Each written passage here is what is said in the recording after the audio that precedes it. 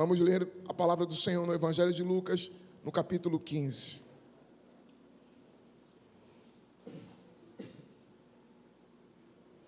Vamos ler dos versículos 1 a 3 e do 11 ao 24.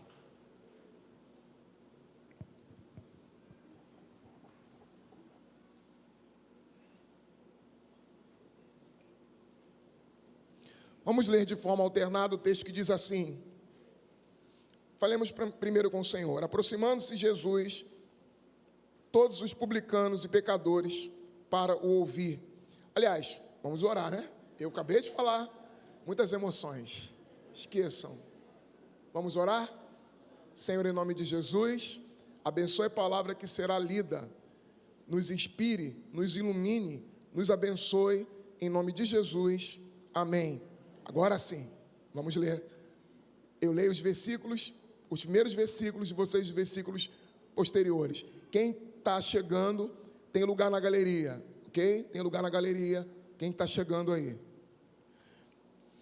Vamos ler então a palavra do Senhor que diz assim: E aproximando-se de Jesus, todos os publicanos e pecadores para o ouvir.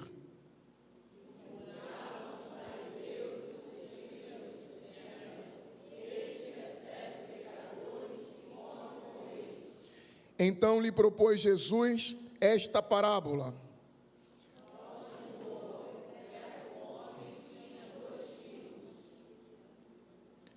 O mais moço deles disse ao pai: Pai, dai-me da parte dos bens que me cabem. E lhes repartiu os haveres.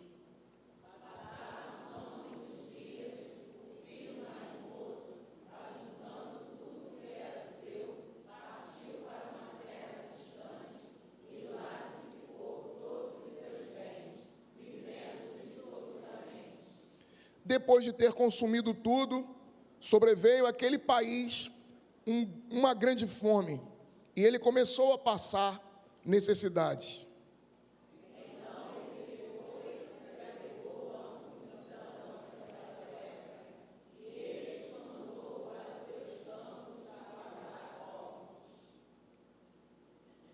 Ali desejava fartar-se das alfarrobas que os porcos comiam, mas ninguém lhes dava nada.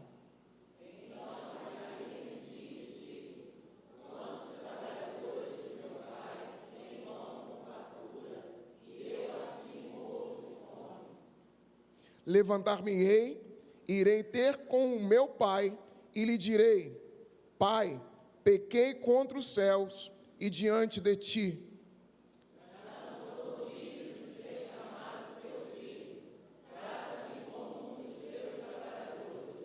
E levantando-se, foi para o seu pai, e vinha ele ainda longe, quando o seu pai o avistou. E compadecido-se dele, correndo, o abraçou e o beijou. E o filho disse: Pai, pequei contra o céu e diante de ti, já não sou digno de ser chamado teu filho. O pai, porém, disse aos seus servos: Trazei depressa a melhor roupa, vestiu e pondo-lhe um anel no dedo e sandália nos pés. Trazei também uma navalha no ouvido cerrado, comamos e regozijemos. Versículo 24, todos nós vamos ler juntos. Porque este meu filho estava morto e reviveu, estava perdido e foi achado. Palavra do Senhor. Amém. Poder sentar. Ora, você conhece esse texto. Talvez você nunca tenha vindo à igreja, mas você conhece essa história. Você conhece essa história. Se você não conhece essa história, eu vou tentar sintetizar a história dessa parábola. Dizer para você que há nessa história uma intenção clara de Deus em ensinar, em instruir, em mostrar aquilo que nós vamos aqui tentar construir com vocês como tema da nossa pregação nessa noite. E o tema da nossa palavra hoje é o Deus sem limites para amar. o Deus sem limites para amar. Repita comigo: o Deus. Ensaiamos, começamos e agora vamos fazer valer de verdade. O Deus sem limites para amar. Essa é a síntese da história.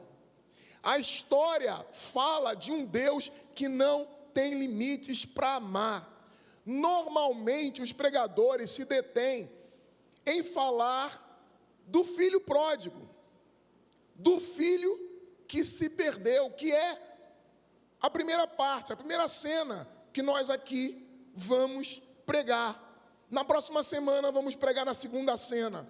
A primeira cena fica focada no filho que, aos olhos de toda uma construção teológica de séculos, é o filho perdido, é o filho que se desvia, é o filho que se afasta, é o filho que se perde e que age com ingratidão para com seu pai.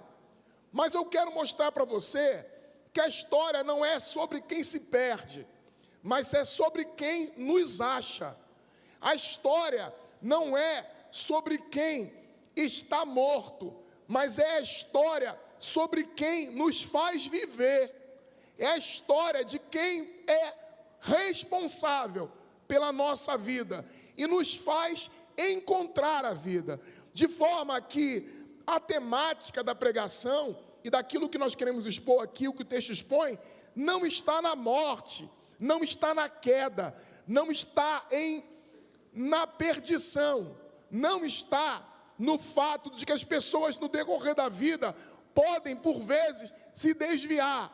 O foco está no fato de que há um Deus que vai buscar aquele que se perde e que vai encontrar e vai dar vida àquele que está morto.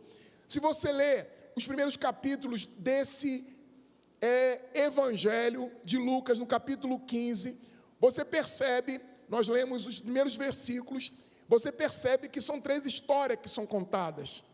Não é apenas a história dos 2 filhos perdidos. Não é apenas a história do pai que duplamente decepciona-se com os seus filhos. Veja que o texto está mostrando para a gente que há um Deus que não tem limites para amar, de forma que você percebe isso, porque na primeira seção do texto do Evangelho de Lucas, que nós não lemos a primeira parte, fala da parábola de uma ovelha que se distrai do grupo, sai do meio do rebanho e que se perde.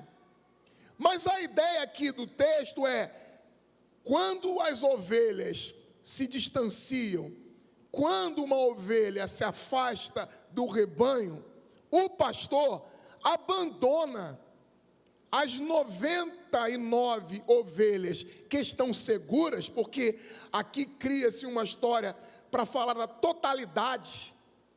Então, a totalidade são as 100 ovelhas. Uma ovelha se perde. O pastor vai procurar a ovelha que está perdida.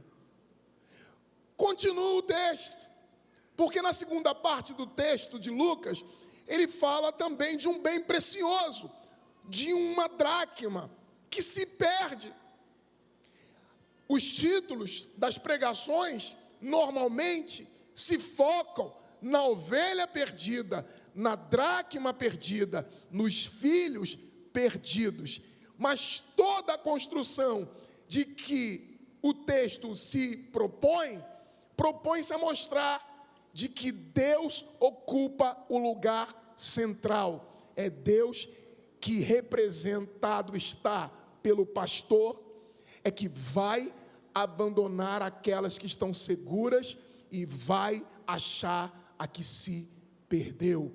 Então, o nosso foco aqui é mostrar que para você, que pode agora encontrar-se perdido, há nos céus um Deus que vai encontrar você aonde você estiver e vai trazer você de volta. Quando a gente pensa em um bem precioso que se perde, que a gente não consegue mais achar, e tem um certo desespero, vasculha a casa inteira, procurando um documento, um dinheiro, um bem precioso que se perde. Nós reviramos a casa, ficamos apavorados, queremos de volta o que é nosso. A ideia do texto é dizer, olha, você vai encontrar o que se perdeu. O que se perde é encontrado. O filho que vai embora é restaurado. Você talvez tenha construído a sua história até aqui e pensado, o que isto tem a ver comigo? O que tem isso a ver com a minha história? O que isto tem a ver com a minha vida? Eu quero dizer para você começar a refletir sobre essa pregação, que há um Deus que não tem limites para amar. Deus não tem limites para amar você. Talvez você tenha vindo aqui hoje porque alguém te convidou a estar aqui presente, e seja apenas para você, um cumprimento ou uma gentileza que você está fazendo a alguém que você ama, a alguém que você se importa. Mas eu quero dizer para você que você não sabe que há uma conspiração divina a seu favor. Você pode não saber, mas quem te trouxe aqui foi o mesmo que achou a ovelha perdida, que achou a dracma perdida e que trouxe o filho de volta. Deus trouxe você aqui para que você possa encontrar-se com Ele, para que a sua vida possa mudar, para que a sua história possa ser refeita. Esse ano, durante todo o ano, o tema de nossa igreja tem sido recomeçar. Sabe por que a gente pensa em recomeçar? Porque, por vezes, nós chegamos ao nosso limite, nós nos cansamos, nós fracassamos, os nossos sonhos, eles foram arrastados pela pandemia, arrastados pelas circunstâncias desfavoráveis, as situações horríveis da vida produziram em nós pavor, medo, insegurança. Você foi arrastado pelo desânimo. Falar em esperança, em sonhar no Brasil, para algumas pessoas tornou-se algo absurdo. Mas eu quero dizer para você, contrário aos profetas do caos, do medo e do apocalipse, Deus está no controle da sua existência. Tudo o que você está vivendo até aqui não é por acaso, e Deus há de trazer você de volta para o trilho, para a existência que você sonha viver. Você pode, assim como ovelha, estar perdido, assim como aquele bem precioso ter se perdido dentro de casa, assim como esse filho que abandona a casa do pai. Mas eu quero dizer que o pai trouxe você hoje aqui. O pai marcou um encontro com você aqui. Os crentes mais antigos conhecem uma música que diz: nessa noite feliz, nesse santo lugar, eu marquei. Olha como tem crente antigo aqui. Bom saber. A gente cantava quando criança, nessa noite feliz, nesse santo lugar, eu marquei um encontro com Deus. Eu quero alterar a letra desse hino. Eu quero alterar, dizer: Deus marcou um encontro com você. Deus marcou um encontro com você. Ele trouxe você aqui para fazer você perceber que o amor dele não tem limite, de que há nele um desejo de salvar você e de trazer você de volta. A história que nós lemos conta a história de um filho rebelde, de um filho que tem tudo na casa do pai que ele precisava para viver, de que vivia e tinha tudo à sua disposição, mas que um dia resolve construir a sua história independente do pai. Não é porque o pai fez algo contra ele. Ele tem o conforto da sua casa. Ele tem todo o amparo da sua família. Ele goza da liberdade que precisava para viver bem. Mas ainda assim, há uma insatisfação no seu coração. Ele não goza no seu coração de paz para viver. Ele não encontra satisfação naquilo que faz. Ele quer se aventurar. Ele quer ser feliz. Olha, talvez essa frase seja a que você mais escute hoje em dia. As pessoas dizem, eu quero só ser feliz. E o ser feliz para a sociedade hoje significa poder fazer qualquer coisa. Poder fazer qualquer coisa em nome da felicidade. Essa era a lógica do filho, do primeiro filho. Construir a sua vida dentro de uma liberdade tal de não ter que prestar contas a ninguém, de não precisar se preocupar com a opinião dos outros. É o que o texto diz. Certo homem tinha 2 filhos. O mais moço dele disse ao pai, pai, me dá minha parte dos bens que me cabem, e ele lhe repartiu os haveres. Trata-se, segundo a antiguidade, de um homem do campo, de um homem que construiu a sua vida construindo, comprando, plantando, e de forma, na agricultura, ele encontra o modo da sua existência. Vamos pensar aqui num grande proprietário de terras. Vamos pensar aqui em alguém que tem lavouras imensas. Vamos pensar aqui em alguém que tem muitos animais, que guarda e que tem como parte de seus bens muitos animais. Vamos pensar aqui em alguém que tem muitas posses, e essas posses foram adquiridas com trabalho suado, com sacrifício. Esse filho chega para o pai e diz, eu quero 1/3 daquilo que eu tenho direito. Porque se esse homem tem 2 filhos, 2/3 pertencia ao filho mais velho, 1/3 apenas ao filho mais novo. E esse filho mais novo requer esse 1/3 daquilo que lhe pertencia, das suas terras, das suas plantações, do gado ou dos cordeiros que esse homem possuía, nós não sabemos. E quer isso agora, quer que ele reparta, quer construir a sua vida, quer apagar a memória de seu pai, quer viver a sua existência. Na verdade, se a gente for colocar os pingos nos is, ele não se importa com seu pai. Inclusive, quando ele toma uma atitude como essa, ele está, os antigos falariam, agorando o pai. Ele quer que o pai morra. Ele não está preocupado com seu pai, nem com o relacionamento que ele tem com seu pai. Há um objetivo nesse filho. Ele quer os bens que seu pai pode lhe dar.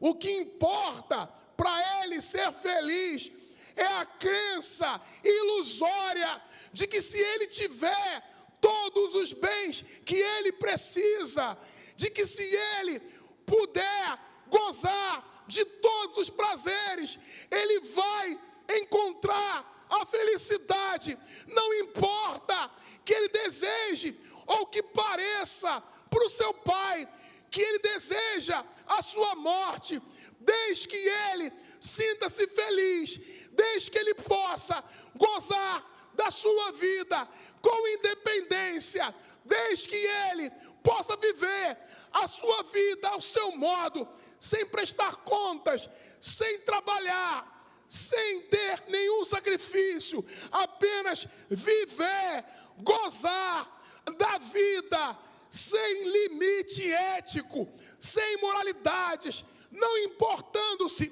com o que as pessoas pensam sobre ele, para ele vale a pena. O seu pai é um meio para se chegar a um fim. O seu pai, que para nós aqui claramente vemos representado pelo próprio Deus, seu pai não é nada. Ele não se importa com a relação com seu pai. E isso demonstra claramente que nessa parábola o evangelista tem algo a dizer para a gente.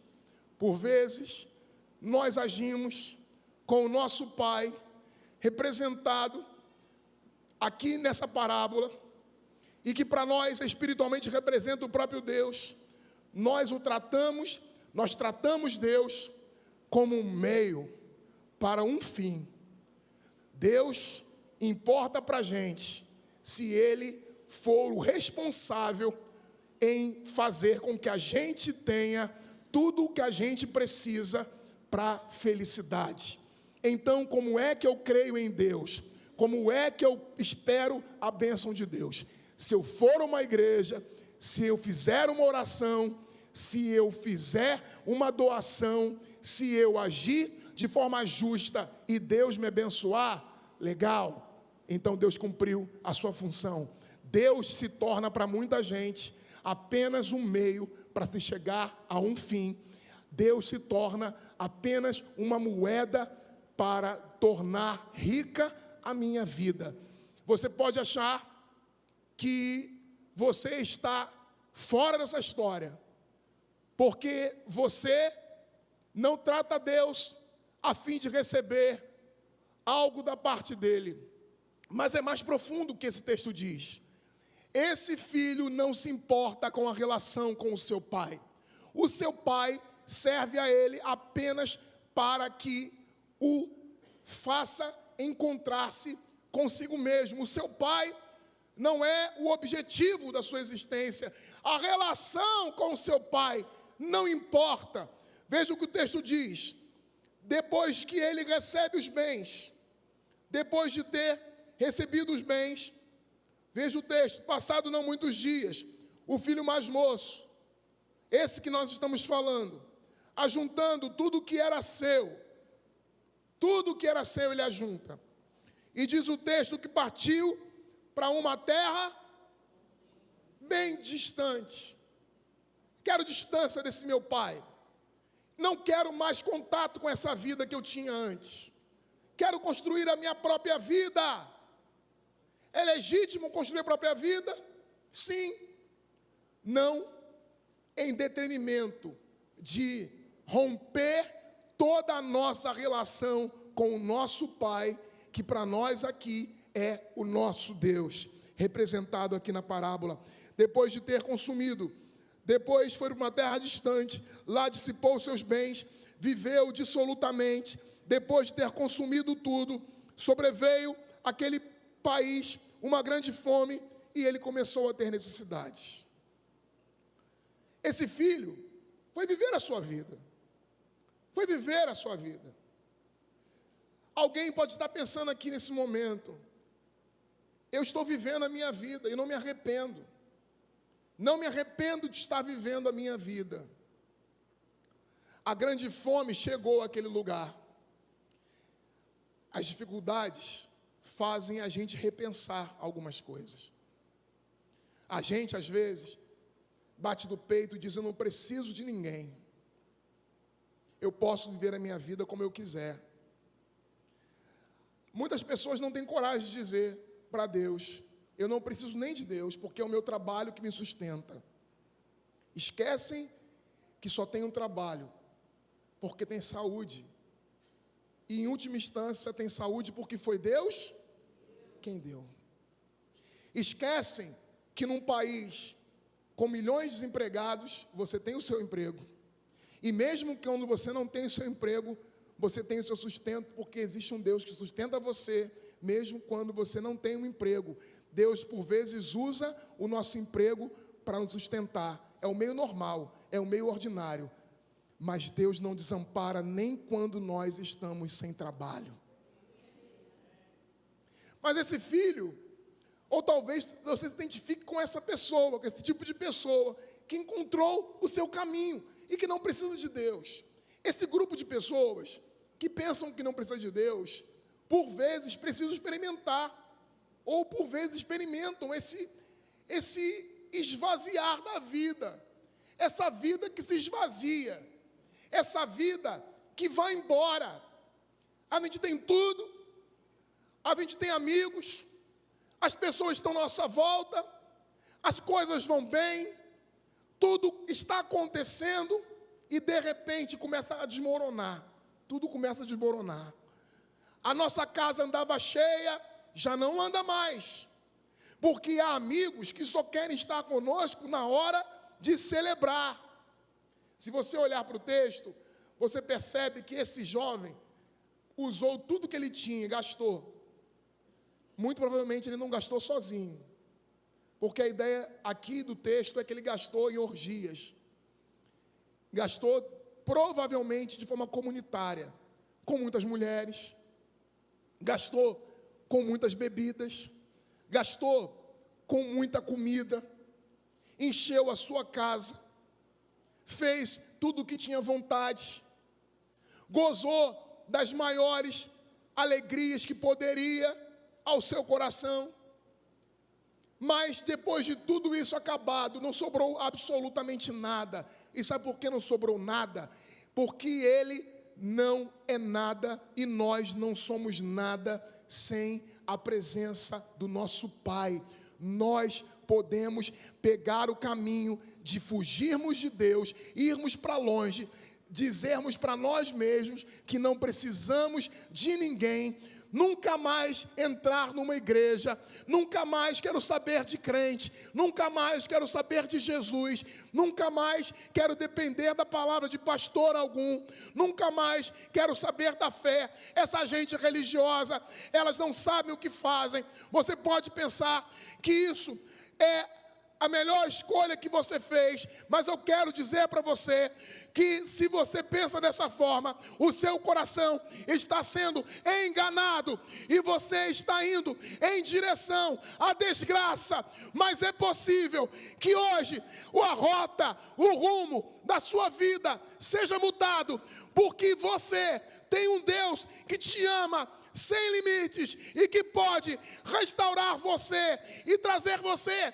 de volta para Deus, para a sua palavra, para a sua vontade e para viver uma felicidade que vale a pena, para construir uma história onde você vai gozar de uma paz que não vai terminar quando a bebida acabar, quando o sexo acabar, quando o dinheiro acabar, quando os amigos forem embora, quando as coisas começarem a fracassar, quando o barco começar a afundar, você vai ter um Pai, um Deus do seu lado para fazer você vencer a essa situação, para fazer você experimentar ainda no meio da tribulação uma paz que excede a todo entendimento, porque essa paz não vai depender do que você tem, do que você possui, de quem está ao seu lado, mas do fato de que Deus é o teu Pai que vai cuidar de você. Você pode passar a vida fugindo de Deus, mas Deus vai encontrar você. Hoje Ele trouxe você aqui, porque você pode ter tentado fugir, tentado se afastar, tentado construir a sua vida distante dEle, achado que a sua vida está boa e que você não precisa de Deus e que você pode viver a sua vida sem vir à igreja, sem ser crente, sem amar o Senhor. Mas eu quero dizer para você que uma hora a conta chega, uma hora os amigos abandonam, uma hora o dinheiro acaba, as coisas que você considera preciosas vão embora, as pessoas deixam a gente, a doença chega, em última instância, a velhice e a morte um dia chegarão para todos nós. E a pergunta que eu faço para você: onde você vai passar a sua eternidade? Daqui a 30 anos, aonde você vai estar? Daqui há 20 anos, para alguns, a conta já chegará. Aonde você estará, do que servirá aquilo que você considera tão importante agora. O que você tem agora vai garantir para você felicidade eterna. Você, depois da morte, está garantido. Você, quando seus bens acabarem, o que você vai fazer? Quando a sua saúde acabar, o que você vai fazer? Quando o seu corpo envelhecer e você não tiver mais forças, quem vai estar com você? Porque tudo isso vai acabar. Nós achamos que a vida vai perdurar, de que tudo vai sempre durar.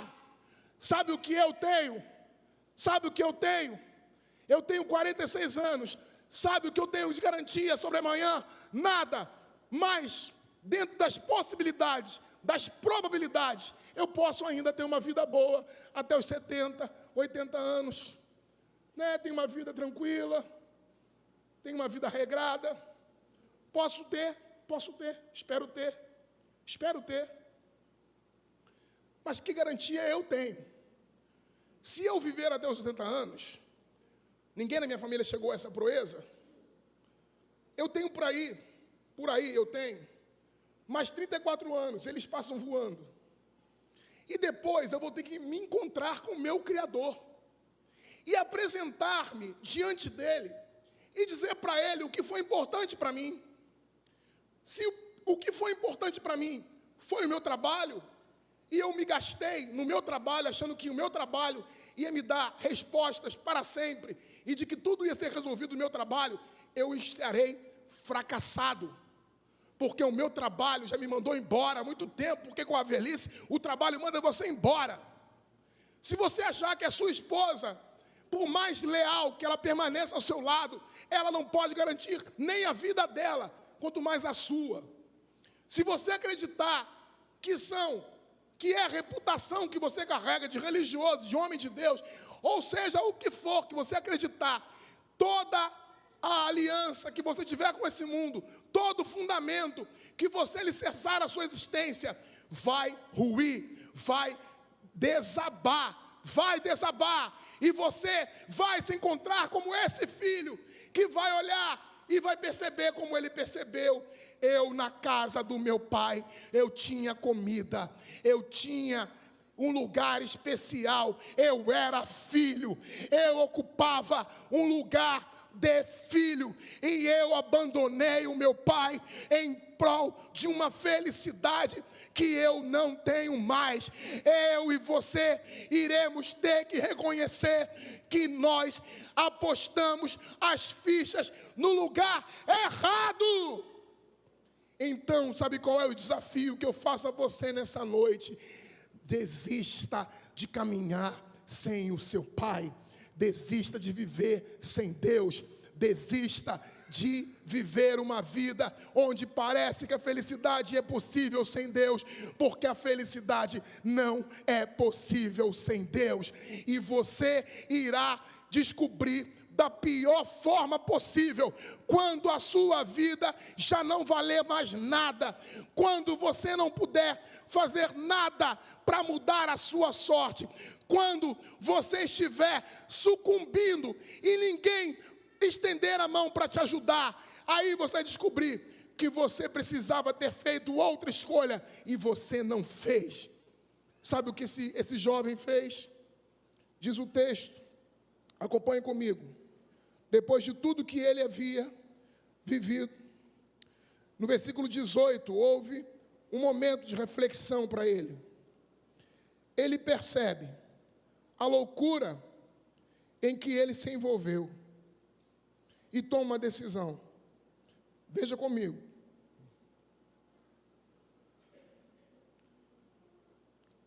Versículo 18. Vamos lá, vamos ler juntos? Vamos lá? Levantar-me-ei.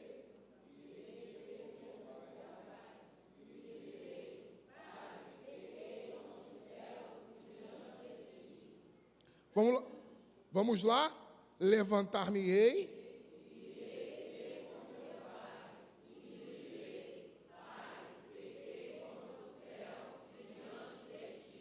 Já não sou digno